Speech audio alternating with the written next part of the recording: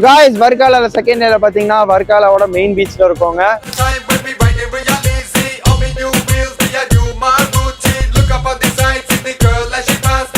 நேத்து வந்துட்டு எங்கெல்லாம் போனோம்னு சொல்லிட்டு போயினு. நேத்து வந்து நாங்க இதுக்கு போனோம். எதுக்குலாம் போனோம்? நேத்து கயாக்கிங் போனோம். ஃபுல் வைபா இருந்துச்சு. அது பீச்ல வந்துட்டு நம்மளோட வைபை நீங்க வந்துட்டு தொடர்ந்து பாருங்க, என்ஜாய் பண்ணலாம் ஃப்ரெண்ட்ஸ் கூட சேர்ந்து.